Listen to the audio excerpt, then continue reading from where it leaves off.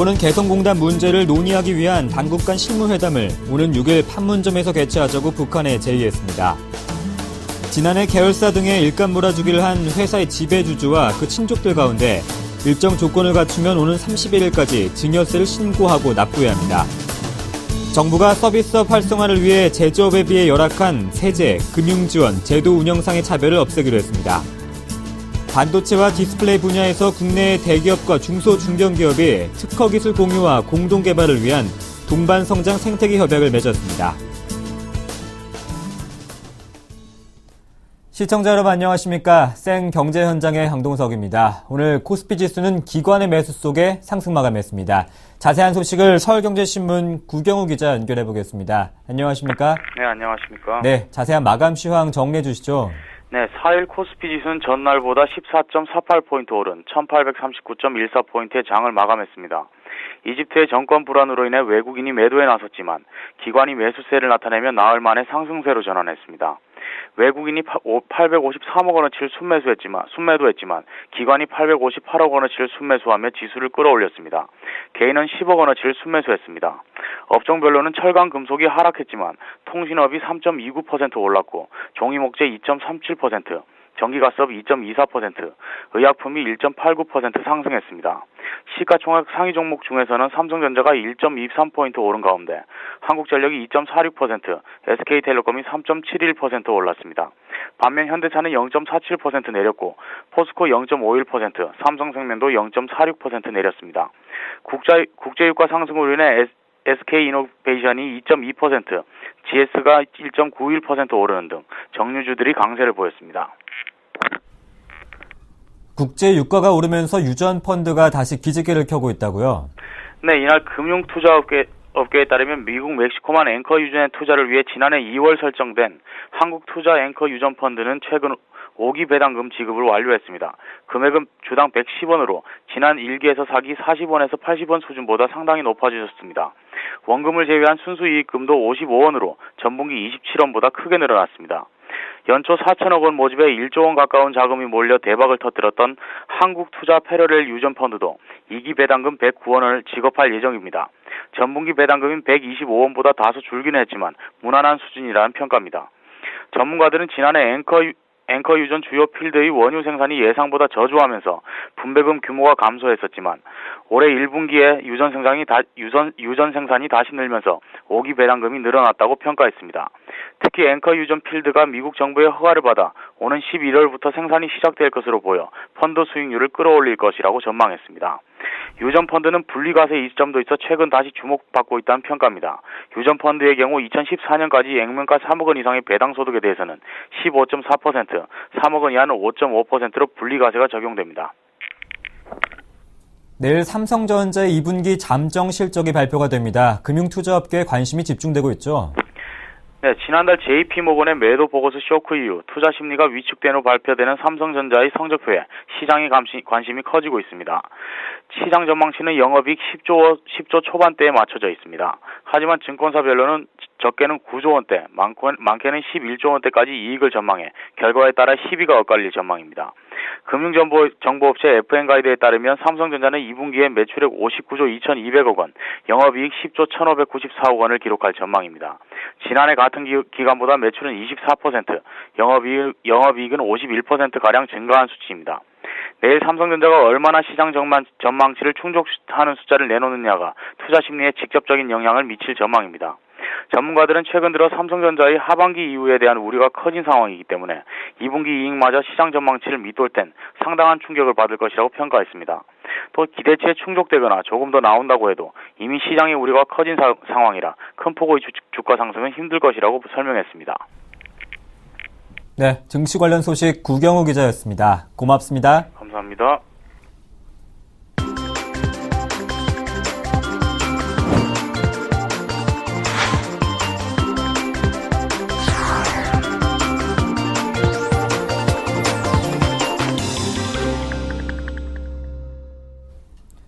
오늘의 주요 뉴스입니다.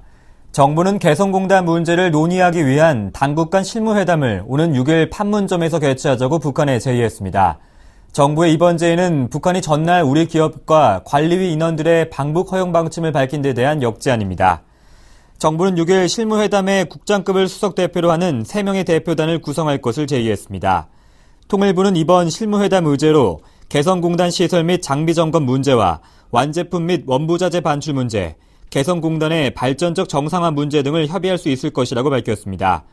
북한이 우리 정부의 실무회담 제의에 어떻게 반응할지에 따라 사태 발생 3개월을 넘긴 개성공단 문제 해결 방향이 윤곽을 드러낼 것으로 예상됩니다. 지난해 계열사 등의 일감 몰아주기를 한 회사의 지배주주와 그 친족들 가운데 일정 조건을 갖추면 오는 31일까지 증여세를 신고하고 납부해야 합니다. 국세청은 2011년 세법 개정으로 2012년 거래분부터 일감 몰아주기 과세가 이루어짐에 따라 신고 대상 추정자 10,000명에 대해 신고 안내문을 발송했다고 밝혔습니다. 아울러 일감 몰아주기 수혜 법인으로 추정되는 6,200여 곳에 대해서도 해당 지배주주 등이 증여세를 낼 수 있도록 별도의 안내문을 발송했습니다. 이번 과세 대상에는 삼성그룹과 현대그룹, SK그룹 등 주요 그룹 오너 일가가 포함된 것으로 관측됩니다. 기획재정부는 2011년 말 세법 개정 당시 일감 몰아주기 증여세 도입에 따른 추가 세수를 연간 1,000억 원가량으로 예상한 바 있습니다. 한편 국세청은 이 법 시행 이전에 발생한 일감 몰아주기 과세 문제에 대해서는 아직 최종 결론을 내지 않고 검토 중인 것으로 알려졌습니다. 정부가 서비스업 활성화를 위해 제조업에 비해 열악한 세제, 금융지원, 제도의 운영상 차별을 없애기로 했습니다. 정부는 4일 서울수출입은행에서 현원석 경제부총리 겸 기획재정부 장관 주재로 경제관계 장관회의를 열어 기재부와 문화체육관광부, 미래창조과학부 등이 마련한 서비스 산업 정책 추진 방향 및 1단계 대책을 확정해 발표했습니다. 이에 따라 우선 제조업에 유리한 세제, 금융제도상의 차별을 개선키로 했습니다. 현재 매출액에 따라 정해진 서비스업 중소기업 분류 기준을 제조업 수준으로 조정하고 제조업과 전기, 도시가스, 수도 등 공공요금의 격차를 좁히기로 했습니다. 레저와 보건 등 서비스 업종에 대해서도 중소기업 특별세 감면과 고용창출 투자세 공제를 확대하고 인재 양성 차원에서 IT 분야에 특화한 마이스터고의 추가 지정과 서비스 분야에 특화한 폴리텍 대학 설립이 추진됩니다. 또 문화, 관광, 교육 분야의 콘텐츠 산업에 투입되는 콘텐츠 펀드는 올해 9,200억 원에서 2017년까지 1조 8,200억 원으로 늘리고 정보보호 산업을 중점 육성키로 했습니다. 반도체와 디스플레이 분야에서 국내 대기업과 중소 중견기업이 특허 기술 공유와 공동 개발을 위한 동반 성장 생태계 협약을 맺었습니다.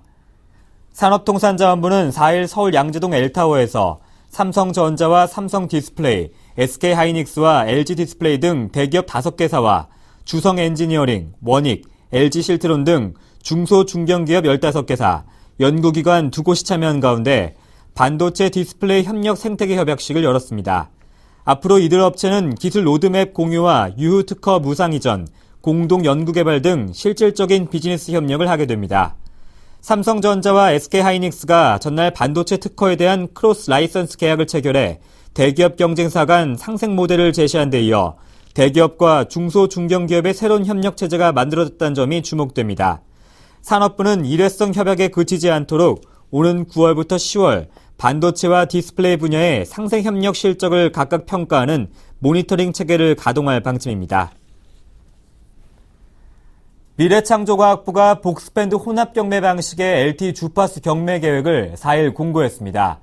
미래부는 다음 달 2일까지 1.8GHz와 2.6GHz 대역의 LTE 주파수 할당에 대한 신청을 받을 예정입니다. 이번 경매에서 이동통신 사업자들 간의 주파수 확보 경쟁이 치열해지면서 총 낙찰가가 2조 원을 넘을 것으로 예상되며 이용 기간은 미래부가 주파수를 할당한 날로부터 8년간입니다. KT는 기존 LTE 주파수와 인접한 D2 블럭을 차지하기 위해 총력을 기울일 예정이며 SK텔레콤과 LG유플러스는 이를 저지하거나 향후 시장 경쟁에서 유리한 방향으로 주파수 경매에 나설 것으로 예상됩니다. 골드만삭스는 4일 한국의 올해 국내 총생산 성장률을 전망치를 2.7%로 기존보다 0.2%포인트 하향 조정했다고 밝혔습니다. 골드만삭스는 이날 보고서에서 한국의 수출 증가가 둔화하고 투자가 약세를 보이고 있다며 전망치 하향 조정의 이유를 설명했습니다. 또한 한국 기준금리는 향후 12개월간 현행 2.5%에서 변화가 없을 것으로 내다봤습니다. 골드만삭스는 원달러 환율과 관련해 6개월 후 전망치는 1,100원으로 기존보다 10원 낮췄으나 12개월 후 전망치는 1,100원으로 기존보다 10원 높였습니다. 한동안 잠잠했던 남유럽의 경제 위기가 다시 수면 위로 떠오르고 있습니다. 자세한 소식을 서울경제신문 이태규 기자 연결해 보겠습니다. 안녕하십니까? 예, 안녕하세요. 네, 지난해 9월 유럽중앙은행이 재정 위기국의 국채를 무제한으로 매입하겠다 이렇게 말한 후 남유럽 경제 위기가 잠잠했었는데 이번엔 포르투갈이 문제라고요? 예, 그렇습니다. 현재 포르투갈은 어느 한 정당이 과반을 차지하지 못해 두 개의 정당이 연립정부를 구성하고 있는데요. 그런데 그중 한 정당인 대중당의 파울로 포르타스 당수가 지난 2일 정부의 긴축 정책에 반대한다며 사의를 표했습니다. 하루 앞선 1일에는 재무장관인 비토르 가스파르도 긴축에 반대하며 사퇴한 바 있는데요. 당연히 대중당 당수가 장관직을 내려놓으니까 연정이 무너지는 것 아니냐는 관측이 확산됐습니다. 이에 불안해진 투자자들이 포르투갈 국채와 주식을 대거 처분하면서 혼란이 커지게 됐습니다. 특히 금융시장 10년 만기 국채금리가 급등했다고요? 예, 그렇습니다. 위기 진앙지인 포르투갈의 10년 만기 국채 수익률이 어제 장 시작과 함께 1%포인트 이상 급등하며 8%를 돌파했습니다. 통상 수익률이 7%를 넘으면 국가 부도가 임박했다고 보는데요. 이 수치를 하루 만에 뛰어넘은 것입니다. 주식시장 또한 장 초반 6.4%나 폭락했습니다. 이외에도 스페인, 그리스 등 남유럽 재정 위기 국가들은 물론이고 독일이나 프랑스 등 우량국 주식 또한 크게 하락했습니다. 유럽 증시는 장 후반으로 갈수록 낙폭을 좁혔지만 끝내 포르투갈 악재를 떨쳐내지 못하고 1% 이상 하락한 채 장을 마쳤습니다. 네, 문제는 이번 사태가 포르투갈에서 그치는 것이 아니라 이웃 국가들의 연쇄적인 작용도 이어질 것이라 예상된다고요? 예, 그렇습니다. 통상 남유럽 경제 위기는 어느 한 국가가 흔들리면 옆 국가도 덩달아 휘청이는 행태를 보여왔는데 이번에도 그럴 조짐을 보이고 있습니다. 특히 이탈리아와 그리스의 취약점이 다시 부각되고 있어 위험한 상태입니다. 이탈리아는 최근 마리오 몬티 전 총리가 경제개혁을 게을리하면 연정에서 탈퇴하겠다 이렇게 으름장을 놓으면서 연정이 흔들리고 있고요. 그리스 역시 다음 달 22억 유로 규모의 채권을 상환해야 합니다. 하지만 채권단이 구조개혁이 미흡하다며 구제금융 집행을 연기할 것으로 보여 채권 상환에 비상등이 켜졌습니다. 네, 그렇군요. 그동안 남유럽 경제위기 사태가 지난 3년간 국제 경제를 뒤흔들었었는데 그런 위기가 다시 한번 찾아오는 것입니까?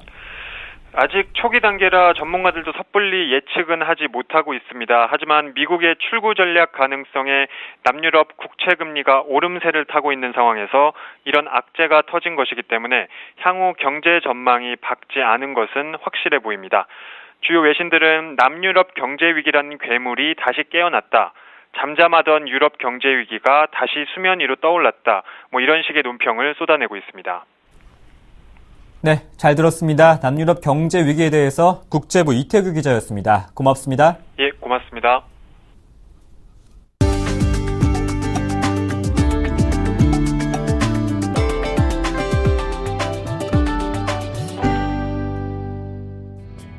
종군당이 개발한 토종식약 듀비에가 식품의약품안정청으로부터 시판 허가를 받았습니다. 이로써 국내 제약사가 자체 개발한 토종식약이 20개로 늘었습니다. 이 약은 인슐린 비의존성 당뇨병 치료제로 체내에서 인슐린의 효율을 높여 혈당을 조절하는 역할을 합니다. 종군당은 건강보험 등재 절차를 거쳐 내년 초에 듀비에를 시판할 수 있을 것으로 내다봤습니다. 산업통상자원부는 상반기 해외 플랜트 수주 실적이 작년 같은 기간보다 1.9% 감소한 281억 달러를 기록했다고 밝혔습니다. 분야별 실적은 해양 플랜트가 108억 달러로 지난해보다 21.9% 늘었으며 오일 가스 플랜트는 74억 달러로 6.6% 증가했습니다. 반면 발전 담수 플랜트는 49억 달러로 지난해보다 24.4% 감소했으며 석유화학 플랜트가 12억 달러에 그쳐 67.7%나 급감했습니다. 산업부 관계자는 하반기에는 세계 경제의 원만한 회복세 등으로 수주 실적 증가가 예상된다며 특히 중남미 아프리카에서 대형 프로젝트 발주가 예정돼 있다고 말했습니다.